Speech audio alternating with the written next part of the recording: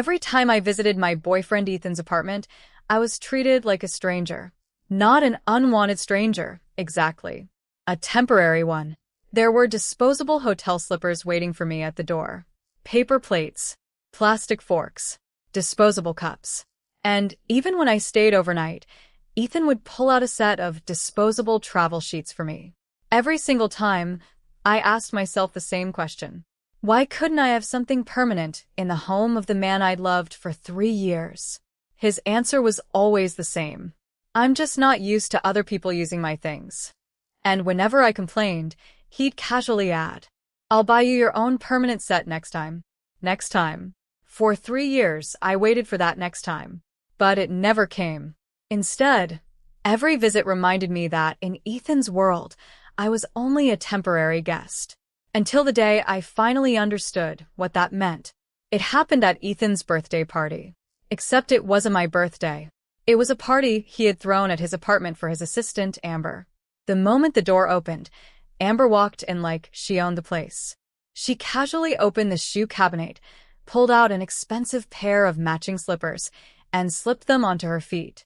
Ethan's friends followed behind her, grabbing the remaining pairs of disposable slippers. Within seconds, they were all gone.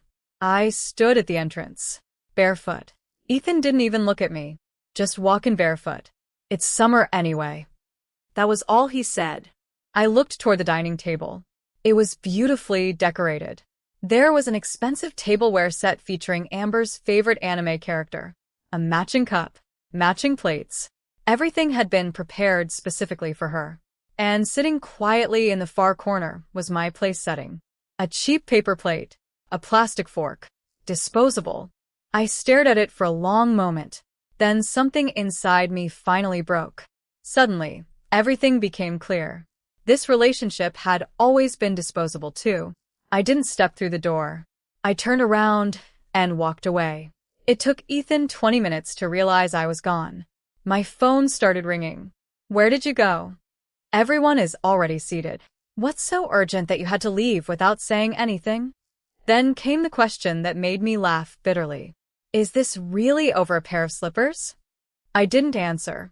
Instead, I walked into a small 24-hour clinic. Because 3 days earlier, I had injured my foot badly. Ethan and I had been inspecting a construction site when I tripped and fell onto a pile of broken glass. He had been standing closest to me. He could have helped me. Instead, he simply said, if you need time off, submit a formal request through HR. That was it. No concern. No helping hand. Nothing. But that same day, when Amber got a tiny splinter in her finger, Ethan spent 10 minutes carefully cleaning and bandaging it. The doctor treating my foot noticed the tears running down my face. Sweetheart, did you get into a fight with your boyfriend? She glanced at my phone, which wouldn't stop buzzing. Then she smiled gently. It's okay. When one relationship ends, the next one is always better. She threw the bloody cotton swab into the trash.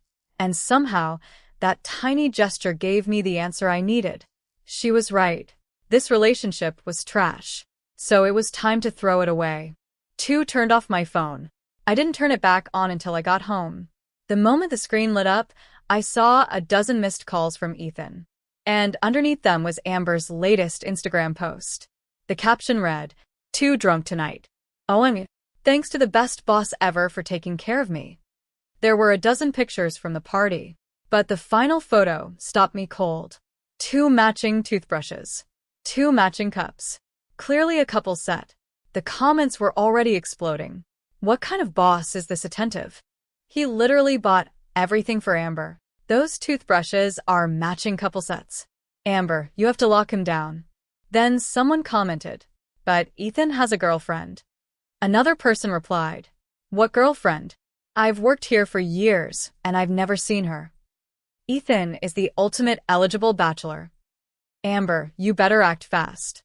For 3 years, Ethan had carefully maintained the image of a perfect single man, and I was exhausted from helping him maintain that lie. So I double-tapped the post. I liked it. 1 minute later, Ethan called. Chloe, Amber didn't mean anything by that post. She's young and outspoken. Don't take it to heart. Then came the excuses. I only bought those things because she likes that style. There were too many people at the party today. I had to avoid gossip. I interrupted him. My absence is the best way to avoid gossip, isn't it? Silence. Then Ethan's voice changed. Chloe, there's no need to be sarcastic. I've told you so many times. I'm doing this for both of our sakes. Before I could respond, a woman's voice suddenly came from the background. Ethan, is the bath towel in the left cabinet? A sweet, familiar voice. Amber. Ethan hung up immediately. And suddenly I remembered the only time I'd ever stayed overnight at his apartment. He had gone to a convenience store and bought me a cheap disposable towel. I used it once. I broke out in hives. Looking back, I almost laughed, because that moment finally gave me the courage to stop waiting. I picked up my phone. I called someone else. Mr. Vance, about the job offer you gave me previously?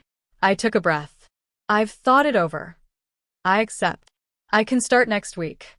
The next morning, I walked into the office with my resignation letter. And before I even reached my desk, I heard the gossip. Did you hear? Amber is being promoted to department manager. Ethan approved it himself. An assistant jumping straight to manager? What's her background? Someone lowered her voice. What else could it be? She's obviously the boss's secret girlfriend. Another employee laughed. Last time I went to Ethan's office, I saw Amber drinking from his mug. Seriously? Doesn't Ethan have severe germophobia? They all laughed. I stood there holding my coffee. It tasted bitter. Because I remembered the one time I'd accidentally used Ethan's mug. He had reacted as though I'd committed some unforgivable crime. After that, he bought an enormous box of disposable paper cups and placed them in his office, just to make sure I never crossed that line again. He always told me, we have to keep things strictly professional, so it doesn't affect our careers. Funny, his professionalism had only ever applied to me, and apparently so had the rules. The HR manager looked at my resignation letter. Chloe, are you sure you want to resign? There's a promotion opportunity coming from headquarters this year. Why don't you wait a little longer? I shook my head. No need. It's been 4 years. She sighed. You're right. Everyone sees how hard you work. Everyone except Ethan. For 4 years, I had worked until exhaustion. I'd even ended up hospitalized from overwork. Yet I remained a team lead without real authority. Whenever someone suggested promoting me, Ethan always had the same excuse. People will gossip. Let's wait for a better opportunity. But I wasn't waiting anymore. If I wanted an opportunity, I would create one myself. Shortly after I submitted my resignation, Ethan summoned me to his office. It was rare for him to call me in alone.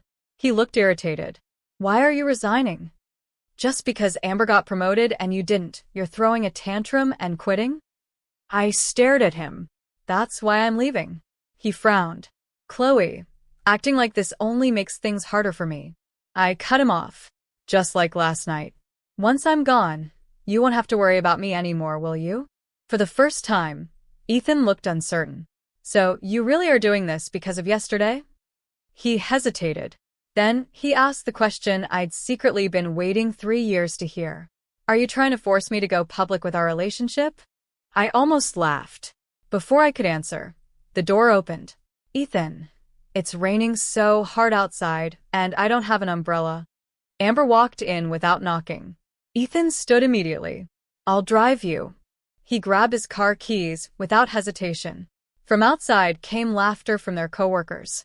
Pay up. Who said Ethan would only lend Amber an umbrella? He's driving her home himself.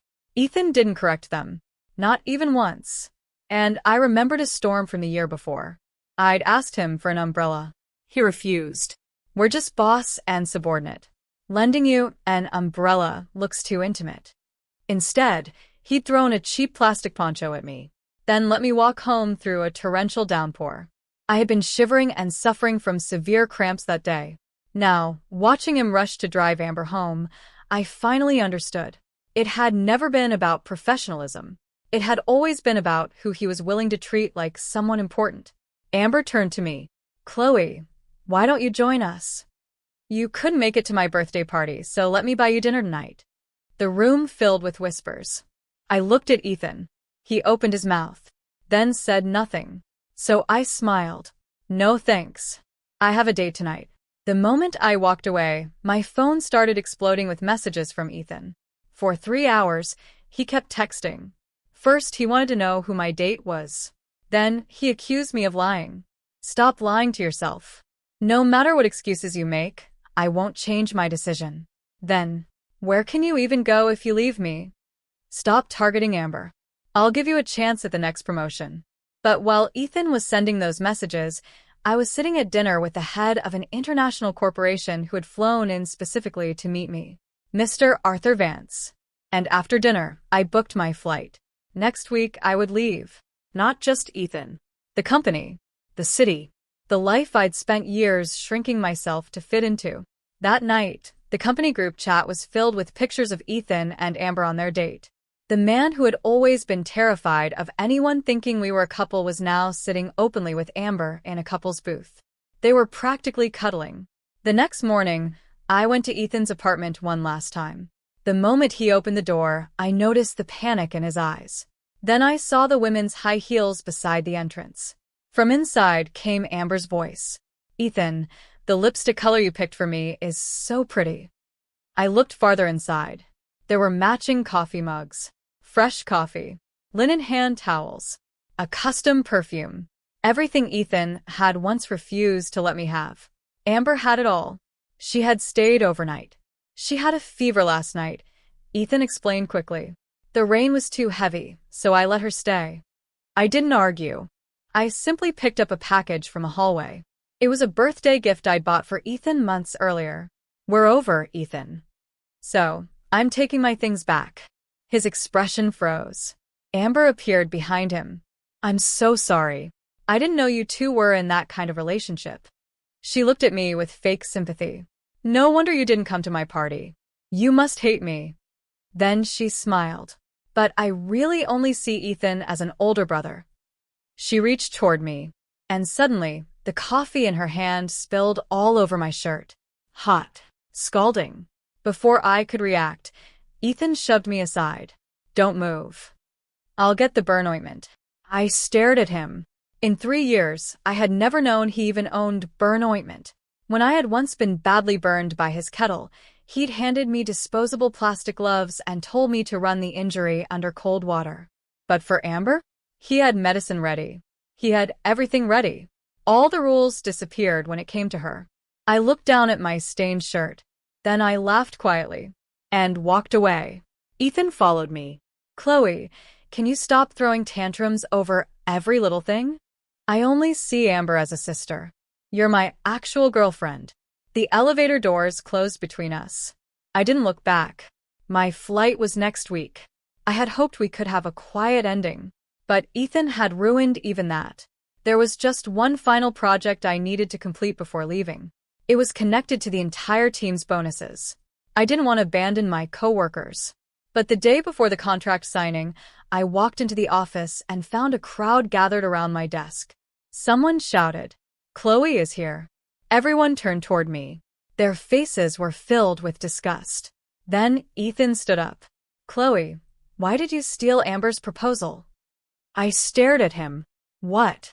He pointed at my computer. "This is her work. You stole it to boost your own project. Do you have any professional ethics left?" I pushed through the crowd and looked at the screen. There were 2 files. Amber's proposal and mine. The creation dates were only 1 day apart, but mine was listed as being created later. That was impossible. I wrote this proposal myself. Every single line. If anyone stole anything, she stole it from me. Amber looked hurt. "Chloe, I know you don't like me, but you shouldn't try to ruin my career just because you're jealous of my promotion." The office erupted. People began accusing me of everything. They called me shameless. They said I had tried to seduce Ethan. They claimed I'd stolen Amber's work because I couldn't get promoted. I stood there surrounded by coworkers who had once depended on me. Then I looked directly at Ethan. "Tell them. What is our relationship?" For 1 second, Ethan hesitated. Then he looked away. "We're strictly boss and subordinate." My heart went completely numb. Fine. If that's what he wanted, he could have it. I smiled. Whoever wants the proposal can have it. It's just a piece of useless garbage anyway. Then I walked out. Ethan watched me leave. For the first time, something inside him felt wrong. He remembered my words. We're over. He remembered my resignation letter. But he convinced himself I wouldn't really leave. He thought I was trying to force him to pay attention to me. He was wrong. 3 days later, I had disappeared. No messages. No calls. No return to work. And that's when Ethan finally started to panic. He decided to prepare a romantic dinner. He bought an expensive gift. He planned to apologize. He thought he could still fix everything. But when he opened his apartment door, the color drained from his face.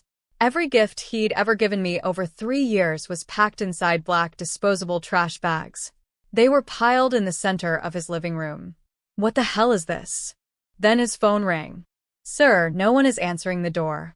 The neighbor says the resident quit her job and moved abroad. Ethan froze. Because while he was standing inside his empty apartment, I was already 10,000 feet in the air, watching the city disappear beneath the clouds. For the first time in 4 years, the weight in my chest was gone.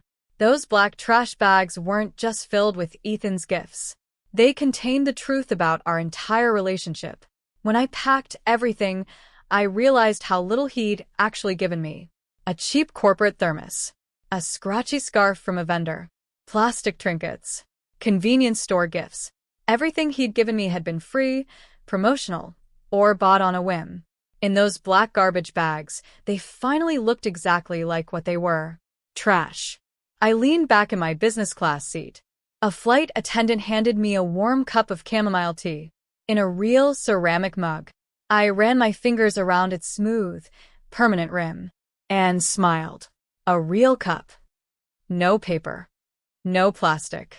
For the first time in years, I felt like I belonged somewhere. My destination was New York. My new life was waiting. Arthur Vance had arranged a car to pick me up from JFK and take me to a luxury apartment downtown. On Monday morning, I walked into Vance Global Headquarters, a massive building of glass and steel overlooking Manhattan. Arthur was waiting for me. Chloe, welcome. He introduced me to the department heads. Everyone, this is Chloe Lynn, our new executive director of global project operations. People applauded. There were no whispers, no accusations, no gossip, no one wondering who I had slept with to earn my position. They simply saw what Ethan had refused to see for years. My ability. Arthur walked me into my new office, a beautiful corner room overlooking Central Park. A sleek laptop sat on the desk, a custom leather notebook embossed with my initials, and a brass nameplate. Lynn, Executive Director. But what really caught my attention was a small credenza in the corner. On it was a beautiful hand-painted ceramic tea set. Arthur smiled. I remember you mentioned during our dinner that you prefer tea over coffee. I had the administrative team set this up for you. Consider it a permanent fixture of your office. I stared at those ceramic cups, and for the first time, my tears weren't from pain.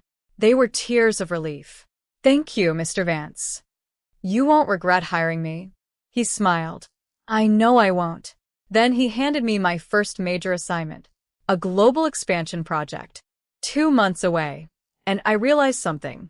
I was no longer a temporary guest in someone else's life. I was finally the architect of my own.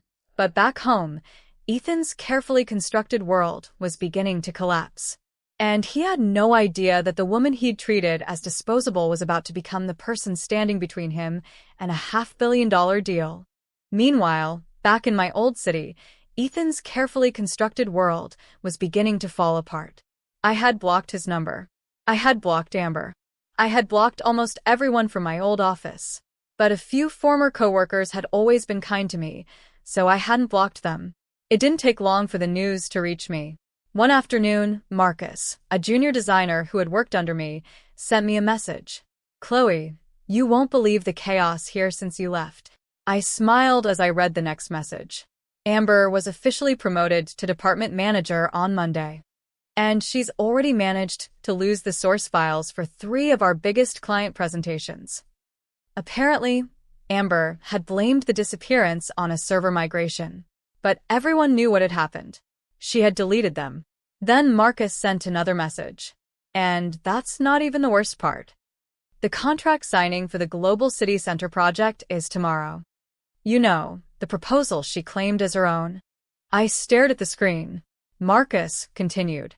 The client's technical team sent 25 highly specific questions about the cost-efficiency algorithms and risk assessment models. Amber is locked in her office crying because she doesn't even know what regression analysis is. I couldn't help it. I laughed. Ethan was apparently furious. He was trying to answer the client's questions himself. But there was one problem. He didn't know the technical architecture either. Because I was the person who had built it. When I wrote that proposal, I had spent 3 weeks analyzing historical data, calculating material wear and tear, and developing a proprietary formula to optimize the budget. But I had been careful. Before submitting the draft to the company's shared drive, I had removed the live API integration keys and the secondary risk assessment sheets from the local server. I had kept those components in my private cloud storage. They were my intellectual property. And months earlier, I had registered the formulas under my own name. Without those components, the proposal was basically a beautifully formatted shell. It looked impressive. But the moment a technical auditor tried to run a simulation, the entire thing would collapse. I hadn't sabotaged anything. I hadn't deleted their files. I hadn't damaged their database. I had simply taken my own property with me when I left. And now Ethan was discovering just how much of the company's success had depended on the woman he had treated like a disposable employee. An hour later, my phone buzzed. An email. It was from Ethan's corporate account. The subject line read, "Professional courtesy and handover files." I opened it. "Chloe, I understand that you are upset about our personal situation. But taking your personal grudges out on the company is unprofessional." I almost laughed. He continued, "Your sudden departure has left several critical project files inaccessible. We need the security keys and risk assessment formulas immediately. I expect you to send them by the end of the day." Then came the part that truly amazed me. "Let's not let a personal disagreement ruin your professional reputation. If you cooperate, I am still willing to write you a stellar recommendation letter for your next job. Please act like an adult." I read the email twice. Even now, Ethan thought he held all the power. He still believed I needed him. He still believed his recommendation was something I desperately wanted. He had no idea that I had already started working for Vance Global. So I didn't reply. Instead, I forwarded his email directly to Vance Global's legal department. I added a short note explaining that my former employer was requesting access to proprietary algorithms and utility patents registered under my name. Within 30 minutes, Vance Global's legal team had sent Ethan's company a formal legal warning. After that, I went back to work. And for the first time in years, I could concentrate without worrying about Ethan. 3 weeks passed. My transition into Vance Global was seamless. Arthur Vance was extremely pleased with my work. One afternoon, he called me into his office. "Chloe, the vendor selection process for our $500 million Asian market expansion project is entering its final stage." He handed me a leather-bound folder. "We've narrowed the bids down to 3 firms. One is a regional company from your home city." I opened the folder, then froze. Stamped across the cover was the logo of Ethan's company. The lead presenters were listed underneath. Ethan Wright, CEO. Amber Sue, Project Director. For a moment, I simply stared at those names. Arthur continued, completely unaware of my history with them. "They've flown into New York this morning. The final pitch is tomorrow."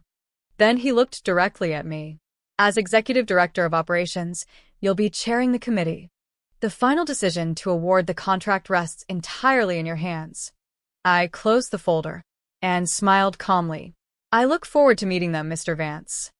The next morning, the Vance Global boardroom was ready. A long polished mahogany table, leather chairs, massive projection screens, senior executives, legal counsel, financial officers. And at exactly 9 o'clock, the glass doors opened. Ethan walked in. He was wearing an expensive charcoal suit. But unlike the confident man I'd known for years, there were dark circles beneath his eyes. Amber walked beside him in a bright pink blazer, clinging to his arm. She whispered something into his ear. Then the administrative assistant announced, "Welcome, representatives of Wright and Associates. Today's presentation will be chaired by our Executive Director of Global Project Operations, Director Lin." Ethan looked up.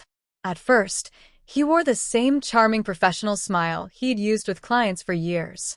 "Thank you. It's an honor to." His voice died. His footsteps stopped. He stared at me. His eyes widened. The color drained from his face. For 3 seconds, Ethan couldn't move. Amber's smug expression disappeared too. She looked at me, then at the massive Vance Global L, then at the massive Vance Global logo behind me, then back at me. "Chloe." Her voice was barely a whisper. I smiled politely. "Good morning." Then I gestured toward the empty chairs. "Please have a seat. We have a tight schedule today, and I'd like to begin promptly." Ethan slowly sat down. Amber scrambled into the chair beside him. She looked nervous. I could almost see the panic spreading across her face. Ethan leaned forward. "Chloe, what is the meaning of this?" "How are you?" "Why are you here?" I interrupted him. "Mr. Wright, please address me as Director Lin." The room became silent. "We are here to evaluate your company's bid for the Asian Market Expansion Project. Personal inquiries are irrelevant to this meeting." The senior legal counsel beside me gave Ethan a cold look. Ethan clenched his fists under the table, then forced himself to nod. "My apologies, Director Lin. Let's begin the presentation." He turned to Amber. "Amber, present the technical framework." Amber stood. Her hands were shaking. She nearly dropped the clicker. And within 2 minutes, everyone in that room could see the truth. She didn't understand the presentation. She stuttered through the executive summary. She mispronounced key engineering terms. She skipped over critical budget allocations. Then she reached slide 12. There was a massive empty space where a chart should have been. "As you can see," her voice trembled, "the cost efficiency model ensures a very high return on investment." I leaned forward. "Miss Sue." She looked at me. "The financial scalability chart on slide 12 is missing.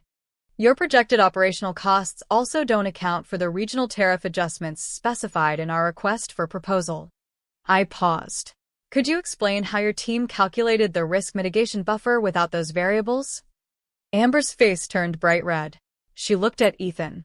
Her eyes silently begged him for help. "The algorithm we used is proprietary." I smiled. "It's not proprietary, Miss Sue." I opened the leather folder in front of me, then pulled out a document. "This is my personal utility patent." I slid it across the table. "Your firm is legally barred from using it under the cease and desist order issued 3 weeks ago." Ethan's face went white. I continued. "Since you stripped my patent-protected formulas from your proposal, your entire financial model has no foundational data. You've essentially submitted a beautifully packaged guess." Ethan immediately tried to intervene. "Director Lin, we can adjust the model. We have a highly competent technical team back home. If you give us a week, we can." "Mr. Wright." He stopped. I looked him directly in the eyes. "Vance Global does not do business with firms that plagiarize work. Nor do we partner with companies that demonstrate this level of incompetence during a flagship presentation." I closed the folder. "You came to a $500 million pitch with a stolen, incomplete proposal led by a presenter who doesn't understand basic corporate finance." Then I stood. The room went completely silent. "The committee has seen enough. Your bid is officially rejected. You have 5 minutes to vacate our premises before security escorts you out." Amber looked as though she might cry. The junior associates accompanying Ethan looked horrified. They had probably just realized that their boss's favoritism had destroyed the entire presentation. But Ethan wasn't looking at them. He was looking at me. His eyes were filled with the realization of what he had lost. "Director Lin." His voice trembled. "Please." I didn't answer. I simply turned around and walked out. My heels clicked against the marble floor.